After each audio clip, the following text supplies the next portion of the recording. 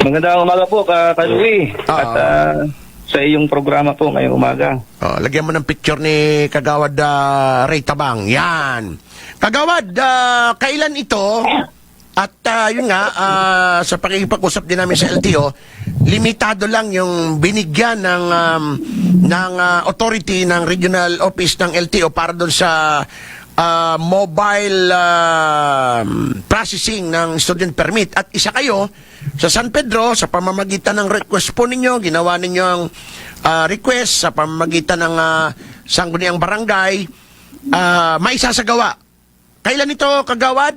Ilan lang? Kasi hindi ho talaga maramihan, limitado. At paano magiging proseso? Kagawad Ray, sige po. Kalui, ano na po ito ngayong darating na Sabado, July 25 po. At mapalad na tayo, Kalui, katulad ng binagit mo kanina na limitado lang po ang pagbibigyan ng regional office ng LTO. Ito rin po ay sa pamamagitan ng isang resolution na ipinasa ng Barangay Council at tayo po ang sponsor ng resolution na yan na requesting LTO Palawan to conduct a free theoretical driving course sa Barangay San Pedro. Of course, sa tulong mo po, Kalui, kasi kung dahil po sa iyo, ay hindi rin tayo makakapag-request dito sa LTO Palawan at LTO Regional Office. Okay, so, Kagawad, ang sabi sa akin ni Ma'am Karen ng LTO, limitado. Ilan lang ba yung slot na maipoproseso sa mobile processing na ito for student permit? Opo, Kalui, limitado lang po talaga. Nagbigay lang po sila ng 200 slots para sa lang. atin. Opo, 200. Opo. Okay. Actually, yung nagkaroon po tayo ng pre-listing sa loob ng isang linggo, from July 16 to July 19, 250 ho yung nagpalista doon sa pre-listing natin. Natin po ang sinabit natin sa pamunuan ng LTO Palawan for their perusal. Ay mayroon din siguro yan, Kalui, na hindi makaka-attend yung mga nagpalista na iba. Kaya ho, yung iba mag-standby lang din sila. Pagka meron hong bakante, magpo-post po agad tayo sa ating Facebook para kung makita ng mga kabarangay natin. Oo, at kasi mayroong mga prerequisites na hinihingi yung regional director sa mga processing na ganito. Kasi nakaraan, 3,000 na i-process namin. So, yung mga napagbibigyan, dala-dalawan daan lang, no? So, nakikita natin talagang, kasi nakaraan kami, 3,000 na nabigyan namin. So, merong 200 at marami pa yung mga naka-standby. So, ganun karami ang walang pang mga lisensya. Yan ba mga taga San Pedro lahat, Kagawad, o paano? Actually, Kalui, ang priority talaga taga Barangay San Pedro. Pero baka meron din hong nakalista doon na hindi taga San Pedro. Depende na rin po yan sa pag-accommodate ng LTO natin. Ang sabi naman nila, basta isubmit lang kung ilan ho yung nagpalista doon. Kaya po sinabit natin yung 250 na pumasok ko sa pre-listing natin. Okay. Depende ho yan sa bilis ng procedure so, nila. So, sabihin, puno na yung 200... Yung 200 mo, 250 nga. Opo, Kalui, puno na po kasi nagkaroon nga tayo ng pre-listing na umabot po 250. Oo, ayun din po ang sinambit natin sa LTO dito sa LTO Palawan, Kalui. Okay, so nandun na yung listahan sa LTO. Saan gagawin nito? At alam natin, kailangan maaga sila para mahaba pa to kasi isang araw to Dire-diretso, Kagawad, saan gagawin? Anong oras dapat yung mga nakapalista doon pupunta? At ano yung mga dadalhin nila? Opo, Kalui, ito po ay sa Sabado na po ito. At agahan po nila kasi hindi porket nakapasok po sila sa pre-listing, aantayin po sila ng ating LTO. Siyempre, first come, first serve po ito. Ang value po ng pre-listing ay para lang makita natin kung gaano karami, kung abot ba ng 200 ho yung may intention na kumuha ng student permit. Pero po pag sa araw na po ng procedure ng LTO, first come first serve po yan, Kalui. Hindi yung nauna nakalista doon, kung huli siya darating, hindi na po siya aantayin, Kalui.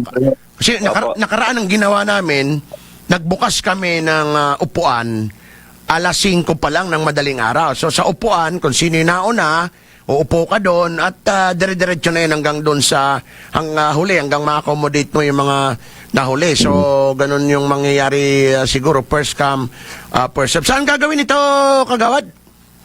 Kaluwi sa Barangay Hall po natin, Barangay San Pedro, Barangay Hall po, Kaluwi. Kasya ba? Kasya? Opo, maglalagay po tayo ng mga tent doon sa baba. At Alabas. syempre, yung mga maunang pwede lang gamitin yung taas. Actually, magbibisita rin po yung LTO baka bukas po sa Barangay Hall natin. Titignan po kung ano magiging setup nila. Dadala rin po sila ng sarili nilang internet. Kailangan yung malakas na internet. Opo. Kasi online yan eh. Starlink po ang dadalhin nila. Kaya, Starlink, oo. medyo mabilis-bilis po ito, Aluwi. Tapos may clinic pa yan sila. Sa mga ano po, May sa mga babayaran ba? May babayaran? Meron po, Kaluwi. Kano? Ang libre lang po ay yung theoretical driving course na Magkano? palitan na Magkano? sa may 1,000 po yung binabayaran doon. Pero po ito po ay libre na po yung theoretical driving course. Pero ho, yung bayad mismo sa student permit at sa medical, babayaran pa rin po yun ng mga ng mga kliyente. Para madala nila, magkano? Opo, ang medical baka ho 600 pesos lang. Tapos yung bagong mag-apply ng student permit ay 250 pesos. 600. Plus Sige. Plus 100 pesos sa portal yata kasi may portal pa pala yan, Kaluwi, na bago sila Portal, no? Magkano yung Opo, prosedur 100? nila. Parang isang daan lang po yata, Kaluwi. Kasi So all in all, Kaluwi, nasa 950 lang. 950, libre na yung driving course na ano. Opo. Okay. Usually, 1,500 ang binabayaran doon. At saka, Kaluwi, magpapakain din po yung Barangay San Pedro. Kung silang mag-alala, naabutan sila ng tanghali doon. May libre pang chibog, ha? Yes po, may freelance po kayo. Yan ho yung commitment ng Barangay Council na lahat po ng mag-avail ng ating activity, programa ay meron hong freelance ang Barangay San Pedro. Okay, sige. So, magdala lang ng... mahaba kasi ito, mga kaibigan. May seminar pa yan kayo. May seminar. Pagkatapos nyo mag-seminar, may exam pa yan. Pagkatapos niyan, yung portal pa pala. Portal, mauna yun, ano? So mahaba, kailangan maaga kayo para maaga kayo. Anyway, 200 lang naman yan. Siguro matatapos sa buong maghapon yan, mga kaibigan, ano? Importante ito. Kuha po nila kagad, Kaluwi, yung kanilang student permit.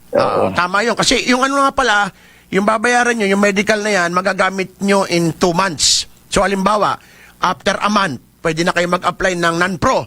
So, hindi na kayo magbabayad ng medical ninyo, gamitin nyo yung medical ninyo na makukuha dyan sa Barangay San Pedro dito sa student permit ninyo. Pero pag nag-lapse yung 2 months, kuha na naman kayo ng panibagong medical ninyo. Yun. Si Kagawad Tabang. Okay? So, agahan lang po, no, mga kaibigan, first come, first serve yan, sa Barangay Hall ng Barangay San Pedro. Ito talaga. Sige, Kagawad, sige po. Opo, yung tama po kayo, Kaluwi, magagamit nila yun sa pag-renew nila ng kanilang student permit kung bukuan sila ng non-pro. Okay. So, agahan lang, first come, first serve, para maaga din kayo matapos.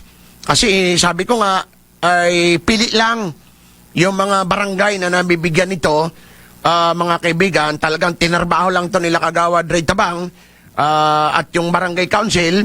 Siyempre, sa pag-aproba ni Kapitan Kokoy Gabuco para ma-accommodate, lalong-lalo na, yung mga wala pang lisensya sa Barangay San Pedro. Kagawad Ray, baka may gusto ko pang sabihin, announcement para sa Sabado, dito sa mobile, na to.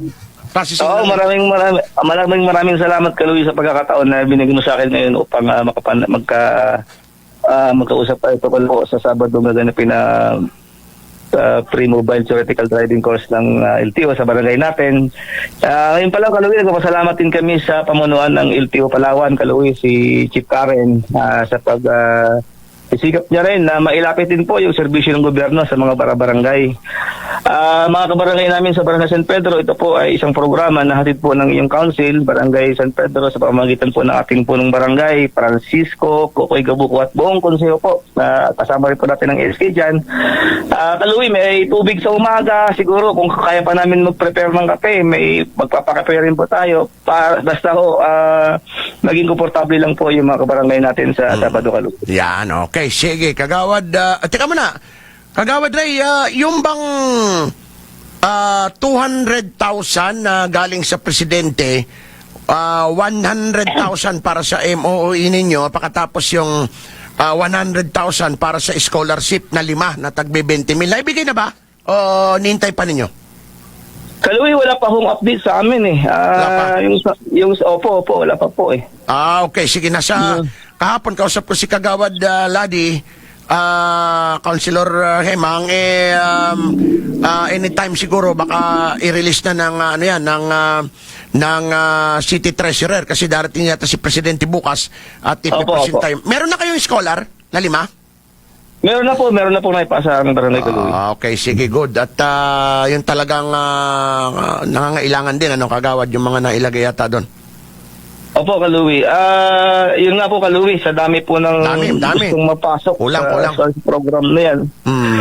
Isa po sa requirement talaga yung wala pang nakapasok o nakatapos sa tertiary level. Ibig sabihin, yung pamilya na simula pa nung una na wala pang nakagraduate sa pamilya nila. Kulang talaga yan. Kulang kasi 5 lang eh. 100,000 lang. Anyway. Yung mga, opo, Kaluwi. Okay, sige. Kagawad Ray Tabang, maraming salamat po. Maraming salamat po, Kaluwi.